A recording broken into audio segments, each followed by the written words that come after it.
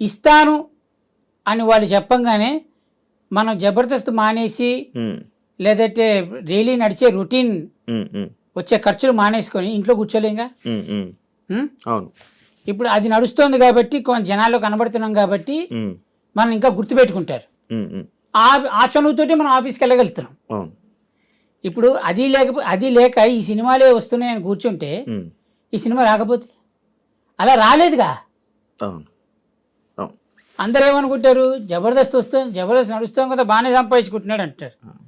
కానీ జబర్దస్త్లో ఎంత సంపాదిస్తున్నాడు అనేది టీం లీడర్లకి మాత్రమే తెలుసు. వాడికి వచ్చే పేమెంట్ ఎంత, వాడు ఇచ్చే పేమెంట్ ఎంత. చూసేవాడు ఏమనుకుంటాడు, ఏంటి కారులో తిరుగుతున్నారు అనుకుంటారు. కానీ కారు కొనడం చాలా ఈజీ, ఈఎంఐలు కట్టద్దు. ఇల్లు కొనడం చాలా ఈజీ. అంతేగాని ఇప్పుడు ఆ జబర్దస్త్ వస్తుంది కదా అని చెప్పి లైఫ్ని రోడ్డు అలానే బండి మీద వెళ్తూ బతకలేంగా. మెయింటెనెన్స్ కోసమే ఆర్టిస్ట్ సగం జీవితం శంకరాగిపోయేది. కాదండి, ఇప్పుడు జబర్దస్త్ మళ్ళీ వెళ్ళే ఆలోచన కానీ లేదు. ఇప్పుడు 2013లో జబర్దస్త్ స్టార్ట్ అయింది అయ్యా. 2013లో జబర్దస్త్ స్టార్ట్ అయ్యి 14లో ఎప్పుడో స్టార్ట్ అయింది ఈ ఈగో అనే టాపిక్. అవును అవును, అప్పటి నుంచి ఉంది. 14 నుంచి 24 10 ఏళ్ళు ఇంకా పోలేదు నా ఈగో అనే టాపిక్. ఎలా జరుగుతుందంటేరా, టీం లీడర్గా నేనుంటే నా కింద పనిచేసే వాళ్ళు స్టేజ్ మీద ఎలా పర్ఫార్మెన్స్ చేయాలి అన్నది నాకు తెలుస్తుంది. ఇంతవరకు నా స్క్రిప్ట్లో ఏ రోజు కానీ ప్రాక్టీసులు పెట్టలేదు ఎవరికి. ఈ డైలాగ్ ప్రాక్టీస్ చేయి, అది ప్రాక్టీస్ చేయి, ఇది ప్రాక్టీస్ చేయని. ఇదే వేరే టీం లీడర్స్ లాగా నువ్వు ఏదైనా స్టేజ్ మీద చెప్పే దాన్ని నేను చూసుకుంటా, కౌంటర్ ఇస్తాను. నేను నీకు సపోర్ట్ నేను ఉన్నాను, నువ్వు ఎందుకు టెన్షన్ పడుతున్నావు అనేదే చేశా. 4 చప్పట్లు వాళ్ళకి ఎక్కువ పడ్డాయి, నేనేం ఫీల్ అవ్వలే. కానీ ఆ 4 చప్పట్లు ఎక్కువ పడిన తర్వాత వాడేం ఫీల్ అయ్యాడు తెలుసా, చంటి కంటే నేను ఎక్కువ అని ఫీల్ అయ్యాడు. ఎక్కువ అని ఫీల్ అయ్యి వాడు సమయం కోసం చూసి చంటిని ఎక్కడ పడవాలో అక్కడ పొడిచారు. ఎటు తిరిగి నష్టపోయింది నేనే. అందరూ బాగున్నారు, అందరూ హ్యాపీగా ఉన్నారు. నేను అదే అంటున్నా, ఈరోజు జ్ఞానోదయంతో చెప్తున్న మాట, జబర్దస్త్ బ్యాచ్లో ఒకరికి ఒకరు సాయం చేసుకునే గుణం ఎంత శాతం ఉందనుకుంటున్నావు? ఉన్నదా అసలు? 100% ఉంది. 100%. అయ్యో, ఒకటి కష్టంలో ఉన్నాడంటే మొత్తం జబర్దస్త్ టీం అందరు కలిసి సపోర్ట్ చేస్తారు. రివర్సా? నేను రివర్స్ ఏమని చెప్పానా? స్ట్రైట్గా చెప్పింది. ఏది నిజం ఏది అబద్ధం నీకు తెలుసు, నీ మనసుకు తెలుసు, చూసేవాళ్ళకి అర్థమవుతుంది. ఉందనే చెప్తున్నా అబ్బా, నేను తప్పు చెప్పట్లే. ఉంది 100%. ఒక మనిషికి కష్టం వస్తే జబర్దస్త్ టీం అందరూ కలిసి సపోర్ట్ చేస్తారు, వాడిని నిలబెడతారు, వాడు బాగుంటాడు. ఇప్పుడు సీరియస్లీ మనం ఇప్పుడు సినిమాలు చూస్తున్నాం, సినిమాలలో కూడా ఇలాంటి కంటెంట్ ఉంటుంది. ఇలాంటి కంటెంట్ లేనిది లేదు. ఈవెన్ ఇప్పుడు బూత్ షో అని అన్నారు, కరెక్ట్. చాలా మంది కూడా బూత్ షో అని చాలా మంది విశ్లేషకులు, చాలా మంది గొప్ప వాళ్ళు అన్నారు కదా. మరి ఎందుకంటే బూత్ షో అయితే అంత రేటింగ్ వస్తుంది? అంటే ఇప్పుడు టీవీలోకి వెళ్ళిపోయింది కాబట్టి ఇంకా అది వాళ్ళు చూస్తున్నారు. బూత్ షోనే కదా అండి. ఇప్పుడు బూత్ సినిమాలకు పిల్లల్ని తీసుకుని మన సినిమాకి వెళ్ళాం కదా. ఇప్పుడు టీవీ అయితే ఒక బెడ్రూమ్ లోనే పెట్టుకొని పెద్దలు మాత్రం ఎంజాయ్ చేయరు కదా, ఇంటిల్లి పాది చూసే షో. ఇప్పుడు ఇంకోటి ఏంటంటే, మీరు ఏదైనా సరే అమ్మ అని అంటారు, అమ్మ అని కొంతమంది ప్రేమగా అమ్మ ఇట్రా అమ్మ అంటారు, అమ్మ ఇట్రా అమ్మ అంటే అందులో అర్థం చేసుకునే దాన్ని బట్టి ఉంటుంది. అర్థమైంది కదండి. ఇప్పుడు చూసేవాడు సింగిల్ వే చూస్తాడు, సింగిల్ వే చూస్తాడు, డబుల్ వే చూసేవాడు డబుల్ వే చూస్తారు.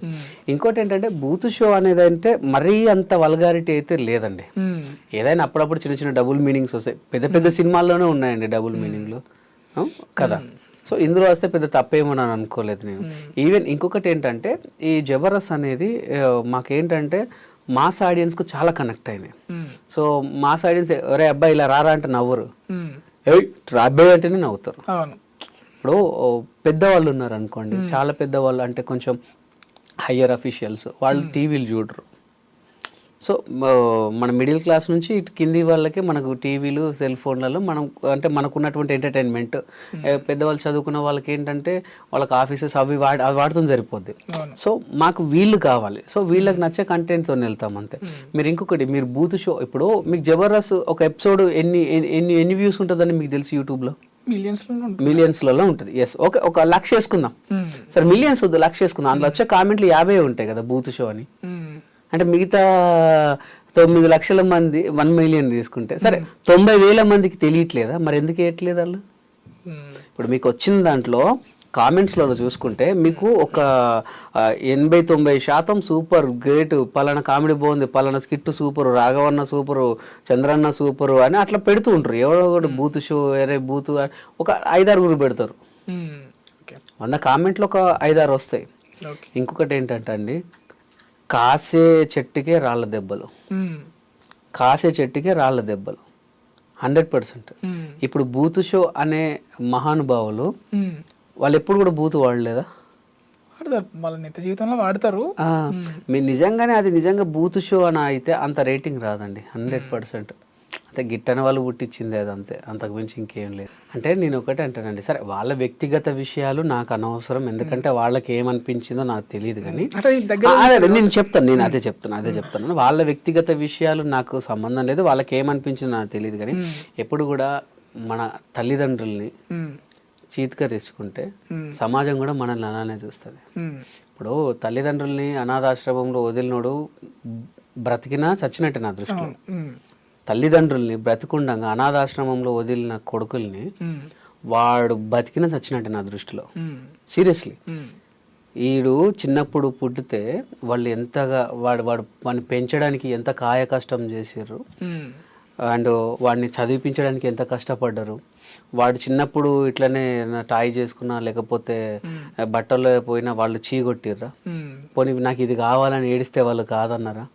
నిన్ను చదివించి నీకు ఒక ఉద్యోగం ఇప్పించి పెళ్లి చేయించి పెళ్ళిళ్ళు చేస్తే ఇవాళ వాళ్ళు ఒక ఏజ్కి వచ్చిర్రు అని చెప్పి వాళ్ళ దగ్గర ముసలి వాసన వస్తుంది, బట్టల్లో విసర్జించుకుంటున్నారు అని చెప్పి నువ్వు అక్కడేసిన చిన్నప్పుడు వీళ్ళు అట్లా చేసిర్రా? ఒకవేళ వాళ్ళు నేను ఇదే చేస్తే ఈరోజు నీ బతికేంది? అవునా కదండి? వాడు లేనిది అసలు వీడెవడు? ఇప్పుడు వచ్చిన పిల్లలు ఎవరు? ఇప్పుడు నువ్వు నీ కొడుకు వీడికి ఎప్పుడైనా చిన్నప్పుడు జ్వరం వస్తే వాళ్ళు ఎంత తల్లడిల్లిరు, వీడికి ఏదన్నా అయినా కూడా ఎక్కడి నుంచి అప్పు తీసుకొచ్చి వాడిని బాధించిన రోజులు. ఇప్పుడు నీ కొడుకు చేస్తలేవా? రేపు వాడు కూడా నేను అంతే చేస్తాడు. సో అదే విధంగా అన్నం పెట్టినటువంటి జబర్దస్త్ని కానివ్వండి, మనల్ని ఆదరించి 10 మందికి పరిచయించిన జబర్దస్త్ని కూడా ఎప్పుడు కూడా దాన్ని బ్యాడ్ చెప్పొద్దు. బ్యాడ్ చెప్పిన వాళ్ళను ఖచ్చితంగా సమాజం కూడా అలానే చూస్తుంది 100%. ఎందుకంటే బిఫోర్ జబర్దస్త్ నేను ఎవరిని, ఆఫ్టర్ జబర్దస్త్ కదా వెంకీ మంకీ. ఇప్పుడు నేను ఏదైనా సినిమా ఆఫీస్కి వెళ్ళినా, ఎక్కడికన్నా వెళ్ళినా వెంకీ గారిని గుర్తుపట్టి మనల్ని కూర్చోబెట్టి, ఇప్పుడు నార్మల్ ఆర్టిస్ట్ వెళ్తే ఆడిషన్స్ తీసుకుని పంపించేస్తారు, మేము వెళ్తే కొంచెం మాట్లాడి టీయో కాఫీ వచ్చి వెంకీ వచ్చింది కదా ఏదో ఒకటి ఇచ్చేద్దాంలే అన్నట్టు మాట్లాడతారు. నేను అనేది ఏంటంటే మనం ఎక్కడి నుంచి వచ్చినాం అన్నది మూలాలు మర్చిపోవద్దు. మూలాలు మర్చిపోతే అదిగా వాళ్ళకి విజ్ఞతకు వదిలేద్దాం. అంటే తొక్కడం అంటే చంటన్నకు ఏం జరిగినా తెలియదు, కానీ నేను ఒక్కడే చెప్తాను, మనకు టాలెంట్ ఉంటే ఎక్కడన్నా బతకొచ్చు. అది జబర్దస్తే కావచ్చు,